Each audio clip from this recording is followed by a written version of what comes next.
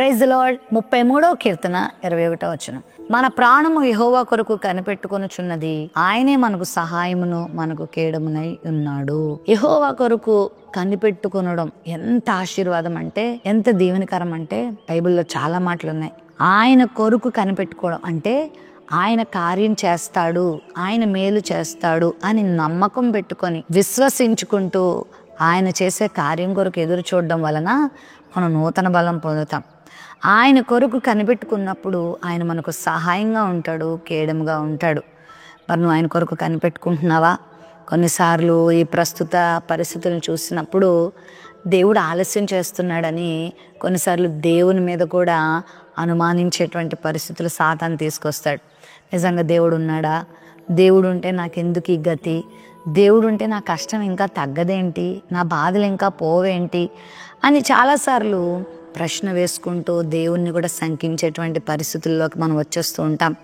అయితే నువ్వు దేవుని కొరకు కనిపెట్టుకున్నప్పుడు ఖచ్చితంగా నీకు సహాయంగా ఉంటాడు. బైబిల్లో చాలామంది భక్తులు ఆయన కొరకు కనిపెట్టుకున్నారు. ఎక్కడా ప్రభువుని అవమానించలేదు, ఎక్కడా వెనుదిరగలేదు, ఎక్కడా కూడా శంకించలేదు. మనకు తెలుసు యోబు గురించి ఎంత సహనం, ఎంత ఓర్పు, ఎంతగా దేవుని కొరకు కనిపెట్టుకున్నాడో కదా.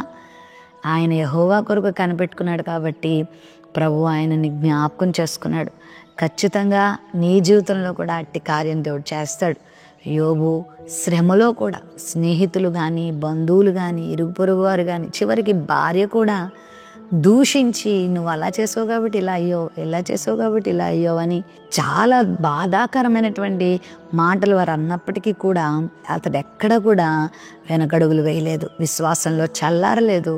ప్రభు కొరకే కనిపెట్టుకున్నాడు, ప్రభు కొరకే ఎదురు చూశాడు, రెండింతల దీవెన పొందుకున్నాడు. ఈరోజు వాక్య వాగ్దానం వీక్షిస్తున్న నీ జీవితంలో కూడా శ్రమల పరంపరలో ఉన్నావా? అపవాది భయంకరంగా నిన్ను శోధిస్తున్నాడా? తట్టుకోలేనంత బాధలో నువ్వు ఉన్నావా? ఇంకేందమ్మా దేవుడు, ఇంత వాక్యం చదువుతున్నాను, ఇంత ప్రార్థన చేస్తున్నాను, ఇంత భక్తిగా ఉంటే ఇంకెప్పుడమ్మా నా జీవితంలో విడుదల అని బాధపడుతున్నావు కదా. నీ దేవుడు నీ జీవితంలో గొప్ప కార్యం చేయబోతున్నాడు. ఓర్చుకో, కొంచెం సహనం నేర్చుకో, ప్రభు కొరకు కనిపెట్టుకో. ఆయనకి సహాయంగా కేడంగా ఉండి అద్భుతం నీ జీవితంలో జరిగిస్తాడు. ప్రేమ నమ్మకం కలిగిన మా తండ్రి, నీ బిడ్డలమైన మాకు నీ గురించి కనిపెట్టుకునే జీవితం నేర్పించండి. ఎందుకంటే నీ కొరకు కనిపెట్టుకునే వారికి నువ్వు సహాయంగా కేడముగా ఉంటావు. అట్టి కృప నీ బిడ్డలకు దయచేయమని యేసు నామములో ప్రార్థిస్తున్నాం తండ్రి. ఆమెన్.